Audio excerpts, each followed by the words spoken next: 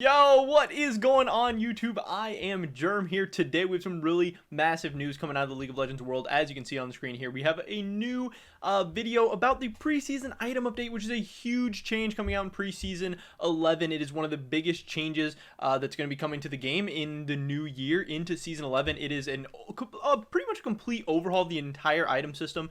And today, just a couple hours ago, on the official League of Legends YouTube channel, they posted like this Riot Pls kind of update about the big thing. About all the new updates and everything, some new information for everybody. We're going to be reacting to that in this video today. I haven't seen this stuff yet. I've heard there's some pretty massive changes. I've read a couple of things, but pretty much we're going to be watching this and learning about it together. I'm going to be giving my thoughts, opinions, and everything, and then we're going to be taking a look at some tweets from Mark Yetter as well for some more additional information. With that being said, here we go, getting right into it. Let's see what Riot has to say. Now let's get into our gameplay plans for preseason. Audio is going to be too loud. If you haven't heard, we're working on a complete overhaul to items in League of Legends. We've improved items and chunks over the years, but we've never really had the opportunity to take the time and do a full pass on the whole system at once. So going into the second decade of League, we want to make sure we're improving the foundations the game is built on, and just modernizing them over time so they continue to feel high quality. As a part of the update, we're also going to create a whole brand. Alright, so first we're going to take a look at some of this stuff. We got a ton of new item icons here. Void Staff, Death Cap, Hourglass. Looks pretty cool. I mean, I'm not in love with all the different designs, but I think it is cool that they're at least taking a look at some different designs. Looks like Proto Belt's staying the same, but we have like Morello's, Rallies. Not sure what that is. We have some new item icons though. So that's the first big thing, is that a lot of the items are at the very least getting new icons, new names and stuff. Like as you can see here, one of the passives for Death Cap is now Hat Hair. I'm just kind of taking a look at all the different things. Also, I think this new UI for the shop and everything looks very clean. Brand new shop interface that's easier to use and smarter about the recommendations it makes. The biggest change we're making is the introduction of a new type of item called Mythics. Mythic items are the cornerstone in your builds, with big effects that define your playstyle from game to game. Each Mythic also grants unique bonus stats to your other completed items, so they shape your build even after their initial purchase. You can only wield one Mythic item at a time, so you'll have to make careful strategic choices when deciding which one to build each game. So let's look at the Marksman Mythics. Do you need to survive an Assassin's Burst or keep yourself alive when taking enemy fire? Then Crimson Shield Bow will give you the sustain and defense you need. Alright, so we're going to take a look at this. First up, she said a lot of important things. One, a completely new item category, and just the fact that there's even item categories in general. The fact that they have mythic items, these are going to shape your builds and everything. You can only build one. Each champion can only have one mythic item. So that's something really new that we haven't really seen much of in League of Legends, even in League of Legends history before. And then also, if you caught that, once you build a mythic item, it affects your other items for the rest of the game. As you can see here, we have the mythic passive that this item, Crimson Shield Bow, empowers other legendary items with +8 armor and magic resist, which means there's also going to be a category of items called legendary items, which is really interesting too. This item, 50 AD, 15% attack speed, 20% crit chance, 12% lifesteal. When you take damage, it would reduce your health below 30%, gain a health shield for 3 seconds, and 20% increase lifesteal for 8 seconds. So these items are probably supposed to be pretty busted. They're expensive, 3,400, and again, you can only build one of them. So they're supposed to be very impactful, and they're going to like shape classes and champions, and probably even just overall metas, depending on which items are the best. Or maybe you can trust your team to keep you alive instead of go all in on raw DPS with the new Behemoth Slayer.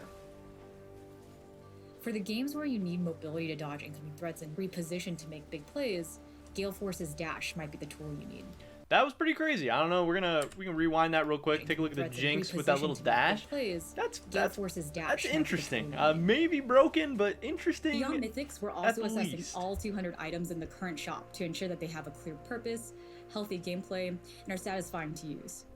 I think that's a huge thing. They're going to be going through all the items, making sure each one has a clear purpose. They really want to differentiate between the items, making sure that like this is the item that you build in this situation, this is the item that you build in this situation, and making sure the items are all different and unique and just have use cases, not having 5 items that all do the same thing and then a couple items that are completely useless. And I think that sounds great. I think that's really going to increase build diversity and just overall like the thought process and strategy that actually goes into a build. Hopefully that's the goal. At least I think that's what I'm excited about. For a lot of League items, they already hit this bar, so you can expect some classic items like Rabadon's Death Cap to remain nearly unchanged.